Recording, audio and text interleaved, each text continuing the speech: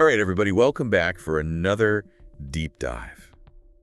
We love to do these. And today we're tackling something a little different than usual, but definitely important to a lot of us. I bet you can guess from the title, but we're diving into the world of dog ownership. Ooh, exciting. Specifically, we're dissecting this YouTube video I found called 13 Errors Fatais que farão se que viver menos, which translates to 13 fatal errors that will make your dog live less. And it's from this channel I found called Vida Incrível com Patas. That's quite a title. Yeah, and I don't know about you, but that title alone makes me want to double check everything I'm doing with my pup. No, I hear you. So basically our mission today, with your help of course, is to go through each of these so-called fatal errors, see what the science actually says, and hopefully arm our listeners with some actionable tips to help our furry friends live their best and longest lives. I love it. It's interesting because when you actually watch the video, it's not all about avoiding obvious dangers. Right. Like leaving toxic chemicals out or something. Yeah. It actually gets into those everyday habits that most of us probably don't even realize could be shortening our dogs' lives. That's what I thought was really interesting too. So okay, kicking things off with number 13, we have bath time blunders. And I will admit, I am probably guilty of overbathing my pup. Oh yeah, me too. I think a lot of us are. It's like, who can resist that puppy fresh scent? Totally. But the video makes this point that washing our dogs too much can actually strip away those natural oils that are supposed to protect their skin and coat. Yeah, it's true. It's kind of like if you're constantly washing a raincoat. Oh. Eventually, it's going to lose its ability to repel water. That's a good analogy. Right. So I guess the question is, how often is too often? Well, that's where things get a little tricky because just like with us humans, every dog is different. Of course. Some breeds have naturally oily skin or those thick double coats that might need less frequent baths Makes sense. than, say, a short-haired breed.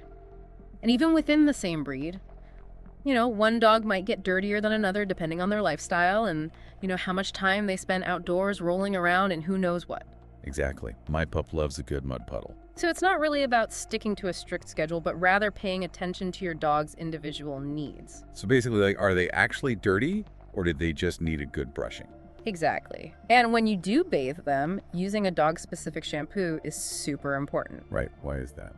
Well, our skin and a dog's skin have different pH levels. Ah, okay. So using a shampoo that's formulated for dogs helps maintain their skin's natural balance and prevents dryness and irritation. So now what about drying? The video mentions this specifically, especially for those floppy-eared breeds. Ah, yes, that's crucial. You see, moisture that gets trapped in those ears can create the perfect breeding ground for yeast and bacteria. Ugh, yuck. Right. And that can lead to ear infections, which are not fun for anyone involved. That's what's the best way to dry those floppy ears. Well, after a bath, make sure to gently towel dry the ears as much as possible. And if your dog tolerates it, you can even use a hairdryer on a low cool setting. Okay, good tip. And speaking of breed-specific needs, the video also mentions dogs with wrinkles, like bulldogs and pugs. Oh, yes, those adorable wrinkles. But they do require some extra attention. Like what? Well, those folds can trap moisture and debris, which can lead to skin infections if they're not kept clean and dry. So basically, just make sure to give those wrinkles a good wipe down after bath time. Exactly. It's all about paying attention to those little details that can make a big difference in your dog's overall health and comfort. All right, moving on to number 12. The video tackles exercise extremes. And this is where I see a lot of misconceptions. Oh, totally. People think all dogs need the same amount of exercise. That's so not true. I actually saw this firsthand with a friend who tried to take her tiny Chihuahua on a 5-mile hike. It did not go well. Oh, no, poor Chihuahua. Yeah, that's a perfect example of why a one-size-fits-all approach to exercise just doesn't work for dogs.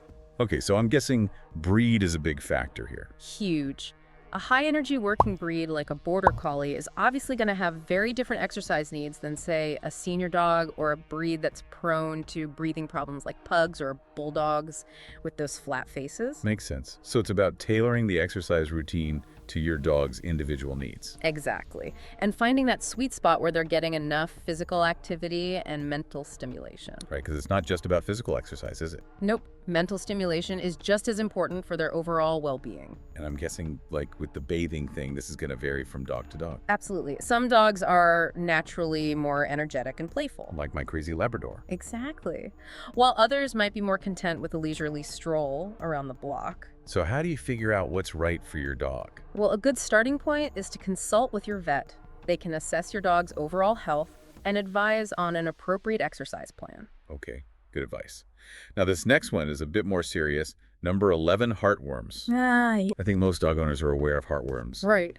But this video really drove home just how devastating this parasite can be. Yeah, it's definitely not something to take lightly. So for anyone who needs a refresher, what exactly are heartworms? So heartworms are these parasites that live in the heart and lungs of dogs. Okay. And they're spread through the bite of an infected mosquito. Mosquitoes. I know, right? They're the worst. So here's how it works. A mosquito bites an infected dog, ingests those microscopic heartworm larvae. Okay. Those larvae mature inside the mosquito, and then when that mosquito bites another dog, it transmits those larvae into the dog's bloodstream. And then those larvae grow up and head for the heart. Exactly. They migrate to the heart and lungs where they can grow up to a foot long. A foot long? That is terrifying. It is. And if left untreated, heartworm disease can be fatal. So how do we protect our pups from this nightmare? Thankfully, there are very effective preventative medications that you can get from your vet. So it's as easy as like a monthly pill or chew? Usually, yeah, but your vet will determine the best type of prevention for your dog based on their lifestyle and risk factors. So beyond the medication, are there any lifestyle changes that we can make to help? That's a great question. While medication is really the cornerstone of prevention, there are definitely things you can do to minimize your dog's exposure to mosquitoes in the first place. Like what? Well, mosquitoes breed in standing water, so try to eliminate any sources of standing water around your yard, like bird baths or clogged gutters. Oh. And when you're outside with your dog, try to avoid areas with lots of mosquitoes, especially at dawn and dusk when they're most active. Good tips. Now, speaking of outdoor risks, the video then talks about leash laws and neck health. And I'll admit, this one really caught my attention. I think this is one that a lot of people overlook. Yeah, it's easy to focus on the obvious dangers of letting our dogs run loose like traffic or getting lost. Right. But the video makes this really interesting connection between constant leash pulling and potential long-term health consequences. Well, I had no idea. It's pretty fascinating. So we all know that a tight collar can be uncomfortable for a dog, right? Sure. But what the video delves into is how that constant pressure on their neck can actually affect things like their thyroid function, their airflow, even potentially impacting brain function over time. I never would have thought about that. So basically, even if our dog seems fine with pulling on the leash, it could be causing damage that we don't even see. Exactly. It's like those subtle things that can have a cumulative effect over time. So what can we do to prevent this? Well, first and foremost, make sure your dog's collar fits properly. Right, it shouldn't be too tight or too loose. Exactly. And then work on loose leash walking training. That's easier said than done. I know it can be tough, but it's so worth it for your dog's long-term health and well-being. Okay, I'm gonna have to step up my training game. Now the next topic, freedom's perils. Running loose. This one really hits close to home for me. How so? Well, I live in kind of a rural area where it's pretty common for people to let their dogs roam freely. Oh yeah, I've seen that. But this video cites some scary statistics. Yeah, it's a bit of a wake-up call for sure. Like, did you know that dogs are the #1 animal involved in traffic accidents? That's what the video said. It's crazy. It's heartbreaking. And the video estimates that over 1.2 million dogs are killed in traffic accidents every year in the U.S. alone. Wow. That's a huge number. It's a stark reminder that no matter how much we trust our dog's recall, their safety is ultimately our responsibility. Absolutely. It only takes one squirrel, one exciting smell, or one lapse in judgment for things to go wrong. Exactly. So even if your dog is super well behaved, it's just not worth the risk. Right, and it's not just about traffic accidents either. Ooh. The video also talks about the risks of dog fights, getting lost, encountering wild animals, all kinds of things. So what's the solution here? Are we saying that dogs should never be off-leash? Not necessarily. Off-leash time can be great for their exercise and mental stimulation. Yeah, I love watching my dog run free in the park. Me too. It's so much fun, but it's crucial to assess your environment and weigh the risks. So like if you're not 100% sure that an area is safe, it's better to err on the side of caution. Exactly. And if you do want to give your dog some off-leash time, make sure it's in a controlled environment, like a securely fenced-in area, or using a long lead. Great advice. Now, this next one might surprise some people. Secondhand smoke's hidden toll. This is a big one. The video makes this really direct comparison between pets' lungs and our own, Yeah. saying they're just as vulnerable to the harmful effects of smoke. It's something that a lot of people don't think about. I know, I didn't really consider it before watching this video. It's easy to forget that our dogs share our living spaces and breathe the same air. So it's not just about not smoking directly around our dogs. Right. It's about being mindful of their exposure to smoke in general. So like, even if we're smoking outside, Yeah. those particles can still linger in our clothes and hair and affect our dogs when we come back inside. Exactly. And it's not just about respiratory problems either. Really? Secondhand smoke has been linked to all sorts of health issues in dogs. Like what? Things like eye irritation, allergies, even an increased risk of certain cancers. Wow, this is making me rethink some of my own habits. Yeah. So it's really about creating a smoke-free environment for our pups as much as possible. Absolutely. Their health is just as important as our own. Well said. Now on to the next fatal error, number 7, the stress factor. This is an interesting one. I know stress is bad for us humans, but I had no idea it could actually shorten a dog's lifespan. Yeah, it's a bit of a hidden danger. So what's the connection here? Well, when a dog is constantly stressed or anxious, their body is in the state of fight or flight. Okay. And that means their body is pumping out all these stress hormones like cortisol. Right. And over time, that chronic stress can wreak havoc on their immune system, their digestion, even their heart health. So it's not just about their emotional well-being, it's actually impacting their physical health. Exactly. And the video specifically points to fear of strangers as a major stressor for dogs, Oh, that makes sense. especially for dogs who haven't been properly socialized. So socialization is important for more than just having a well-behaved dog. Exactly. It's about setting them up for a longer, healthier life. I'm definitely going to keep that in mind as I continue socializing my pup. Now, moving on to something I think a lot of us could probably improve on. Uh-oh. Number 8, essential care. Beyond the basics. This is a good one. The statistic that really jumped out at me from this section was that 85% of dogs over 5 years old have periodontal disease. It's crazy, right? And it's a reminder that dental care is about so much more than just fresh breath. Exactly. Periodontal disease is no joke. So what exactly is periodontal disease and why is it so dangerous? Well, it starts with plaque and tartar buildup on the teeth. Okay. And if that's not removed regularly, it can lead to inflammation of the gums. Which is gingivitis right now. Exactly. And if that's left untreated, it can progress to periodontal disease, which is basically infection and inflammation of the tissues that surround and support the teeth. Yikes, that sounds painful. It is. And what's scary is that dogs are masters at hiding pain. So true. So by the time we notice something's wrong, the disease could be quite advanced. Oh, no. So beyond regular vet checkups, Right. what can we do at home to prevent this? Well, brushing your dog's teeth is the gold standard. Okay, but that's not always easy. I know it can be a struggle, but even just starting with a few times a week can make a difference. And if brushing is a total battle. There are other options. You can try dental chews or toys. Oh, yeah, I've seen those at the pet store. There are even water additives that can help reduce plaque and tartar buildup. Huh, I didn't know that. It's all about finding what works best for your dog and making it a part of their routine. And of course, talk to your vet about your dog's specific dental needs. Exactly.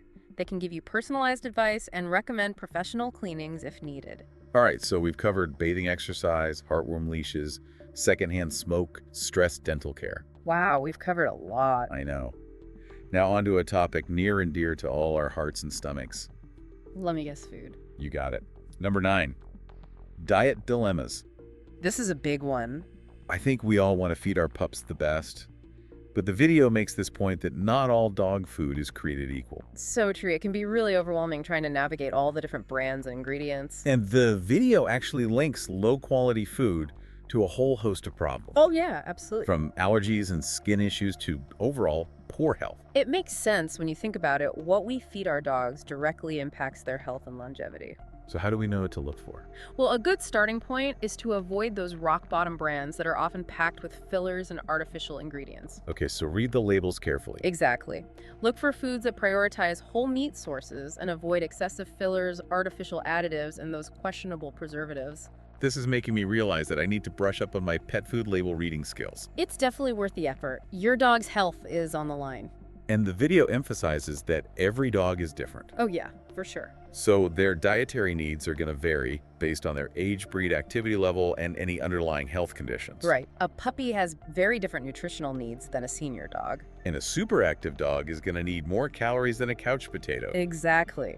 So it's important to talk to your vet about your dog's individual dietary needs and choose a food that's tailored to their specific requirements.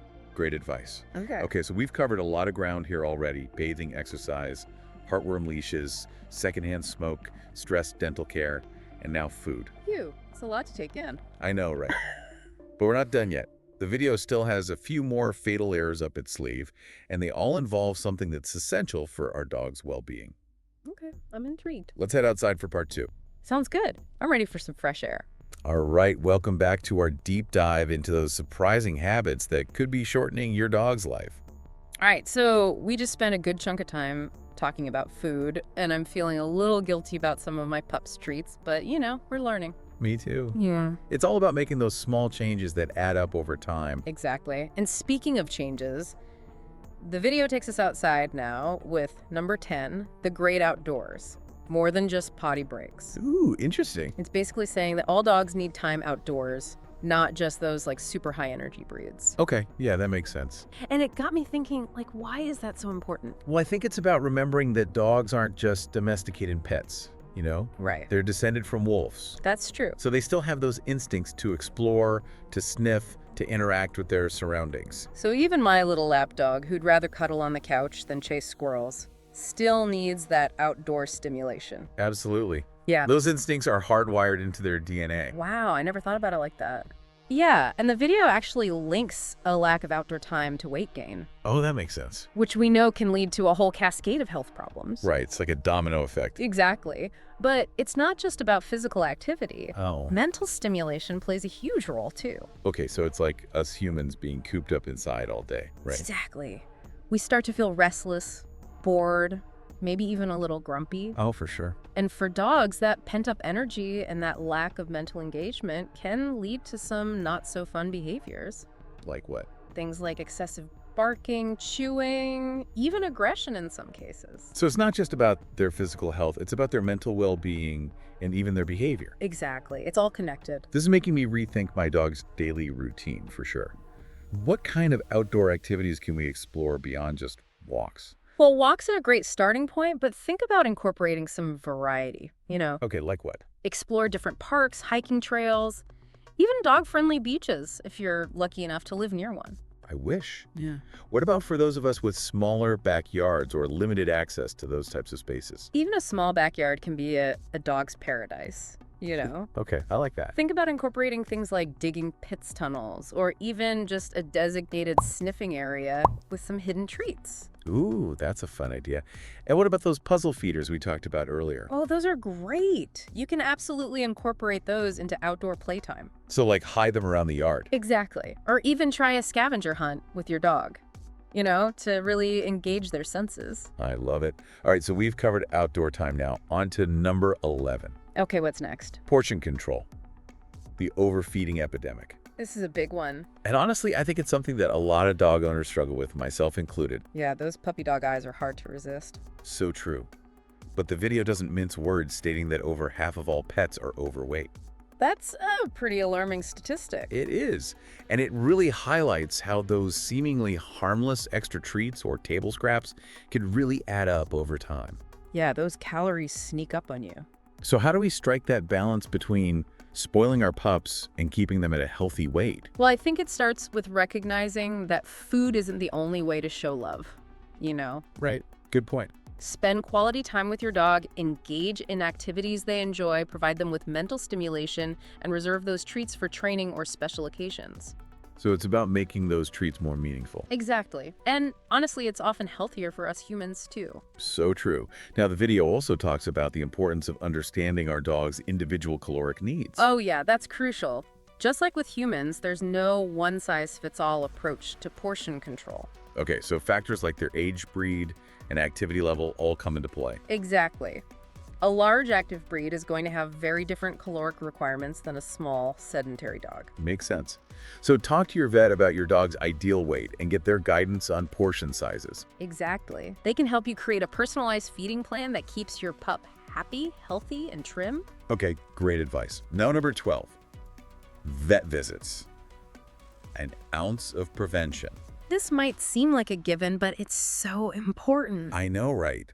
And I think it's easy to get complacent, especially if our dog seems healthy on the surface. I totally agree. But that's where the ounce of prevention really comes in. Explain that a bit more. So regular vet visits are about so much more than just treating illness. Rep. It's about early detection, preventative care, and catching those subtle signs that we as owners might miss. Like what kind of signs? Well, it could be anything from changes in their appetite or energy levels to subtle shifts in their behavior. Okay, Things that we might not even notice, but a trained veterinarian will pick up on right away. that's why those annual checkups are so important. Exactly, even if your dog seems perfectly fine on the surface. Think of it like taking your car in for regular maintenance. I love that analogy. You don't wait for your car to break down before you get it checked out right. Exactly, and it's the same with our dogs. Regular vet visits allow your vet to monitor your dog's overall health, address any potential issues before they become serious, and ensure they're up to date on vaccinations and preventative medications. It's about being proactive rather than reactive. Exactly, and it can save you a lot of heartache and expense in the long run. Okay, you've convinced me I'm scheduling my pup's annual checkup ASAP. Now on to the final fatal error on our list number 13, table scraps. A recipe for trouble. Oof, I know this one is so tough. I know, right?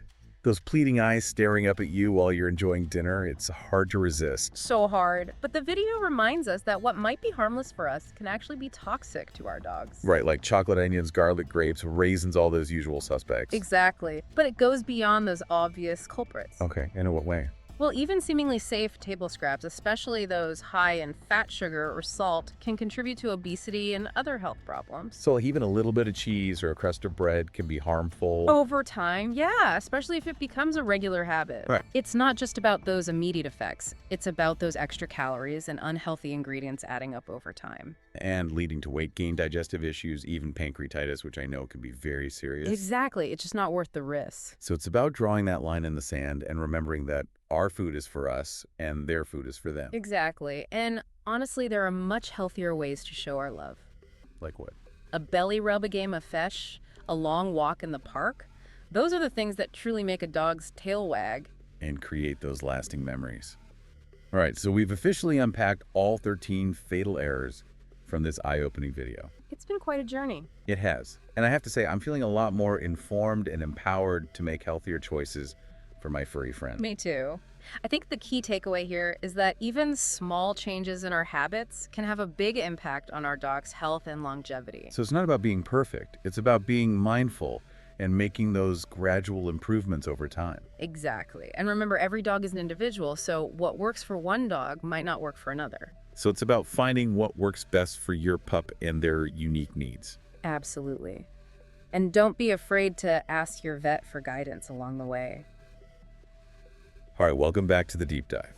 We spent the last 2 parts really getting into all those fatal errors that the video laid out, those habits that could be impacting our dogs' lifespans. Yeah, it's been a lot of information, but good information. Oh, for sure. Eye-opening for me, at least. Me too. And I think now that we've gone through all 13 points from the video, it's a good time to zoom out a little Okay, I like that. and think about what it all means in the big picture. What are the big takeaways for dog owners? Exactly. So from your perspective, what are some of those key things that you really want listeners to walk away with?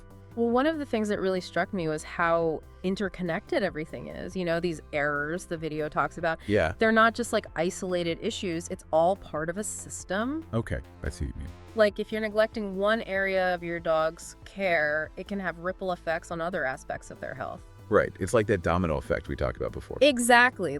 Overfeeding can lead to obesity, which then increases the risk of joint problems, heart disease, even certain types of cancer. It's like a chain reaction. Exactly. And that highlights why a holistic approach to dog care is so important. It's not just about addressing individual problems as they pop up. Yeah, It's about creating a lifestyle that supports their overall well-being. that's a great way to put it.